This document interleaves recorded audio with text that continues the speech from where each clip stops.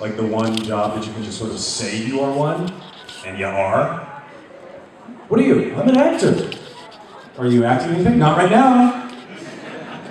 Did you study it? Not yet. But you're an actor. Yeah. Like, you can't do that with brain surgery. So what do you do? I'm a brain surgeon. Have you ever performed brain surgery? No. Then you're not a brain surgeon. Sit down.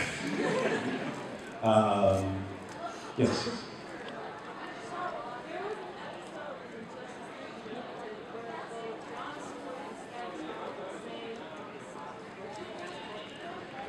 The question was, did the crossover episodes between Static and Justice League, yes. The question is, I did voice it. Now it's funny because my recollection is getting hazy on this.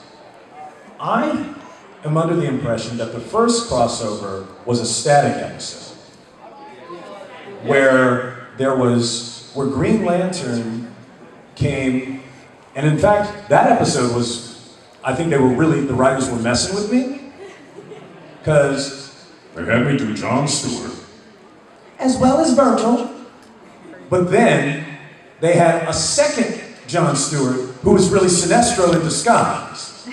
So I'm like, so he sounds like John, but he's evil. So I had to do Jon Stewart and evil Jon Stewart. And Static. I'm like, you guys are messing with me. But the real one, where they were really, was the episode where we went to the Batman Beyond future. And then it was old Static. Now that was further down the line, after we'd been doing Justice League a while. And I was just like, oh man, this is like a 50-year-old Static? Like, yeah, okay. What does that sound like? I mean, I've been doing the guy as 14. What's he gonna sound like in, 35 years? That doesn't sound like this. Because that's big. He can't grow up from this. This is already somebody who sounds like this. So I'm like, okay. And I think I had also done Steel at that point. It was sort of more like this. I'm like, so can't sound like this, and can't sound like this. Okay. Well, let's go back to, Virgil. My name is Virgil Hawkins. This is what I sound like at 14. Probably I'm gonna grow up, and then, I'll become a young man, and I'll sound like this. Then, as you get older, your voice doesn't necessarily drop to really low. You just, some people just keep the same voice they have, and they get a little older, but as you get up into your 40s, 50s, you get a little bit of texture. And so I decided that the older Static would sound like this. Not that deep, but an older man. Which weirdly is kind of what I sound like now. Weird. Yes?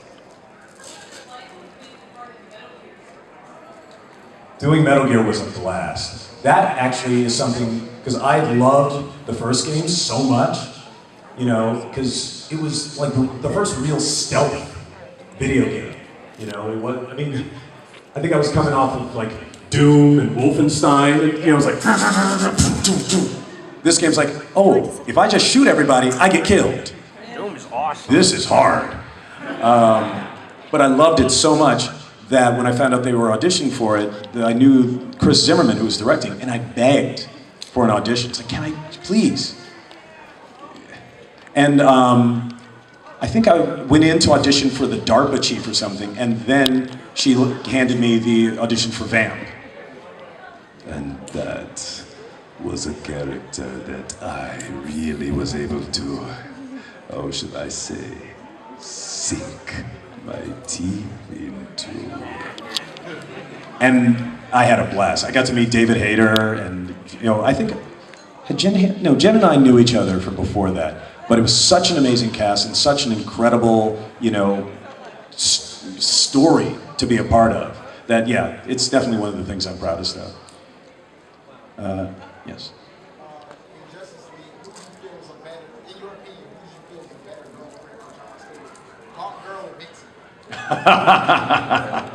Yeah, who do I feel was a better girlfriend for John? Hot girl or vixen? Okay, one, I ain't the Joker. So I ain't crazy enough to try to answer that question.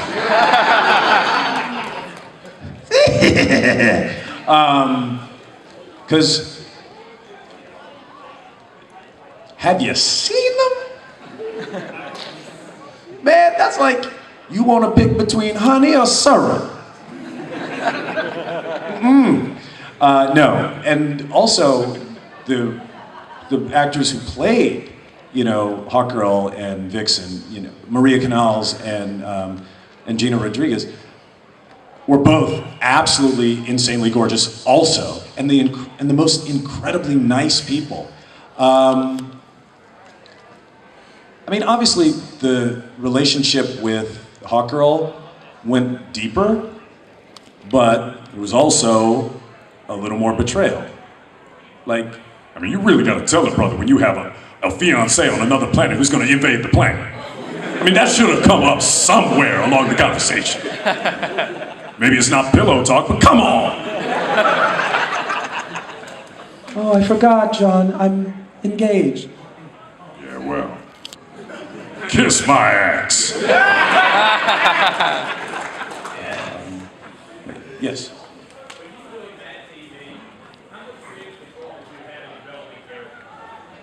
How much creative control do we have on Mad TV? None. No, actually that's control, none. Input, a little. Most of it was the characters. Like the writers tended to come up with a situational comedy.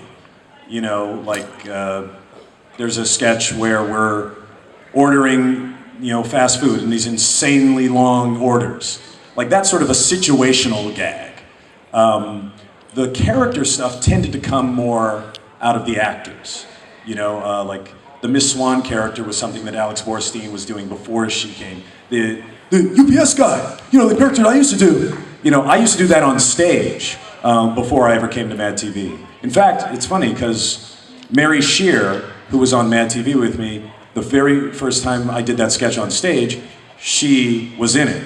And then the first time we did it on Mad TV, we were in it together again. Only that time we got paid. Yes? You played Doom and Wolfenstein? That's awesome. Have you ever played Quake? That game is the best. I played Quake back in the day. I played that on PC. I didn't love it. For some reason, Wolfenstein was my favorite. You can leave. I don't know, there was something about the World War II scenario and the Coming for you! I don't know, I just really dug it. Oh. Yes? When you did Fall Song for Imaginary Friends, is there any like happy episodes that you've done or like memories that you've had while doing it? Honestly, pretty much all of those episodes are happy memories because it was such a cool group of people. And honestly, people that I consider my friends to this day. You know, I still see Tom Kenny and Gray Delisle, and I saw Lauren Faust, who co-created it with Craig McCracken, like 2 days ago. And it was also just such a nice, fun show. Just the way the characters interacted, and Keith Ferguson was amazing as Blue. Like, I don't know, I still don't know how he does that voice. It's this little voice. I mean, it's weird. And Sean Marquette, who played Mac. It's always so much fun. I've watched Goldbergs. Does anybody watch the Goldbergs? He's on that. Did you know that? There is a character who's one of the kids in the high school with the mullet and the glasses, with the weird, yeah, the guy's like this. That's the kid who played Mac on Foster's Home for Imaginary Friends. Yeah. Yes?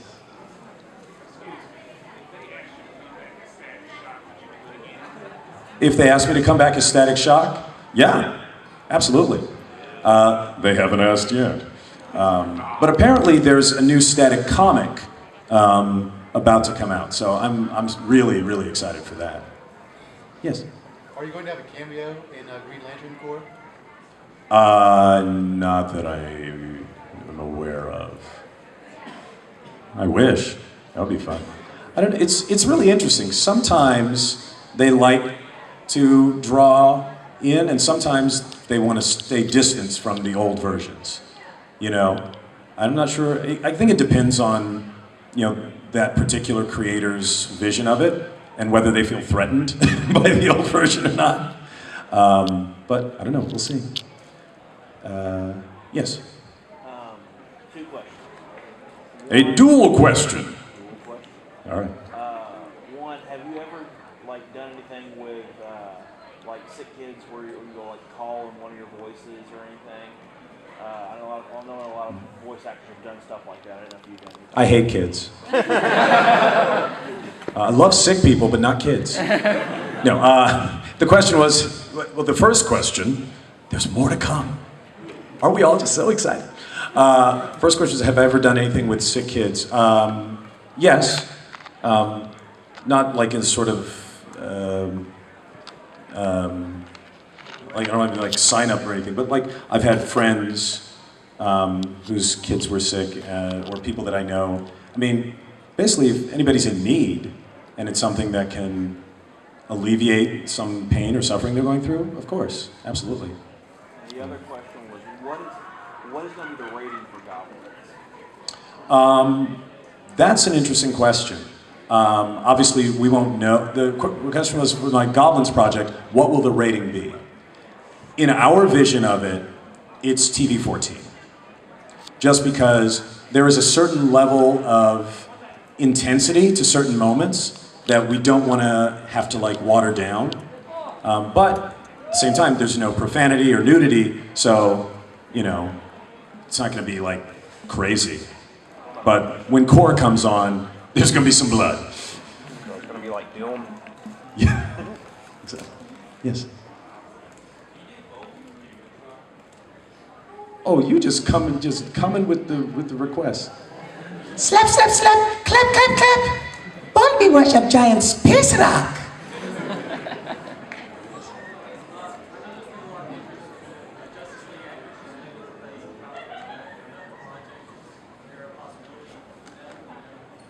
The question is there interest in the original Justice League cast coming back? Yeah, we would all love to do it.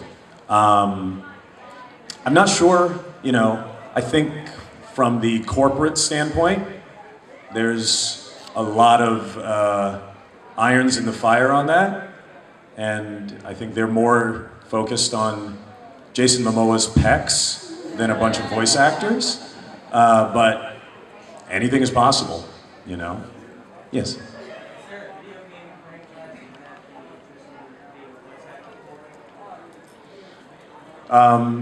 Is there any video game franchise I have an interest in being a voice actor for?